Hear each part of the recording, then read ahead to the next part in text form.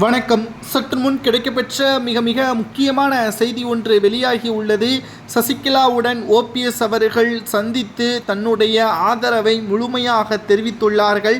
வருகின்ற ஜனவரி 13ஆம் தேதி இரட்டை இலை சின்னத்தின் வழக்கு விசாரணைக்கு வர உள்ளது. அன்றைய இறுதி தீர்ப்பு நாள்.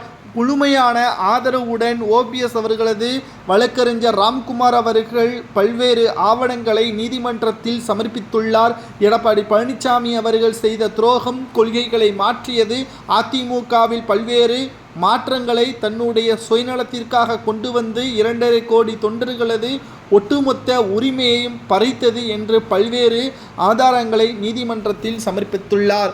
ஏனென்றால் இந்த வழக்கில் ஓபிஎஸ் அவர்கள் நிச்சயமாக வெற்றியடைந்தால் ஓபிஎஸ் அவர்கள் மீண்டும் அதிமுகவிற்குள் வருவார். அவர் மூலமாக சசிகலா அவர்களும் அதிமுகவிற்குள் இணைவது உறுதியாகிவிடும். எடப்பாடி பழனிசாமி அவர்கள் நினைத்தது மிக மோசமான ஒரு நிலைமைக்கு தள்ளப்பட்டுவிடும். அவரால் எந்த ஒரு காரியமும் இனி ஓபிஎஸ் அவர்களது அனுமதி இல்லாமல் செய்ய முடியாது என்ற தீர்ப்பு வந்துவிட்டால் ஓபிஎஸ்ஸிற்கு கிடைத்த மிகப்பெரிய ஒரு அதிர்ஷ்டமாக பார்க்கப்படும். அனைத்திந்திய அண்ணா திராவிட முன்னேற்ற கழகத்தில் ஓபிஎஸ் அவர்கள் சசிகலா அவர்களுடன் இணைந்து மிகப்பெரிய அளவிலான போராட்டத்தை ஜனவரி 13ஆம் தேதிக்கு பிறகு அதிமுகவின் அரசியல் களத்தில் மாற்றங்களுடன் எடப்பாடி பழனிசாமி அவர்களது தலையில் மிகப்பெரிய ஒரு இடிவிலும் அளவிற்கான செய்தியே கிடைக்கப்பெறும் என்ற தகவலும் வெளியாகி உள்ளது.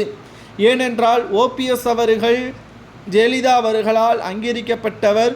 மேலும் அவர் மறைந்ததற்கு பிறகு கூவத்தூரில் சில துரோகிகளின் ஆசியுடன் எடப்பாடியே மறைந்த ஜெயலலிதா அவர்களுக்கும் துரோகம் செய்து சசிகலாவிற்கும் துரோகம் செய்து எடப்பாடி மற்றும் அவருக்கு உறுதுணையாக தற்பொழுது இருக்கக்கூடிய அதிமுகவின் துரோகிகளும் நிச்சயமாக கூண்டோடு அதிமுகவிலிருந்து விலக்கப்படுவார்கள் என்பதும் தற்பொழுது வைத்திலிங்கம் அவர்கள் தெரிவித்துள்ளார். பொறுத்திருந்து பார்க்கலாம். அனைத்திந்திய அண்ணா திராவிட முன்னேற்ற கழகத்தில் ஓபிஎஸ், வைத்திலிங்கம், மனோஜ் பாண்டியன், சசிகலா, டிடிவி தினகரன் இவர்களது ஆதரவுகள் ஓங்கும் என்றும் ஓபிஎஸ் அவர்கள் செல்வாக்கு இனி வரக்கூடிய காலகட்டத்தில் எடப்பாடி பழனிசாமி அவர்களுக்கு மிகப்பெரிய ஒரு தலைவலியாக மாறும் என்றும் தகவல்களை நம்மால் பார்க்க முடிகிறது.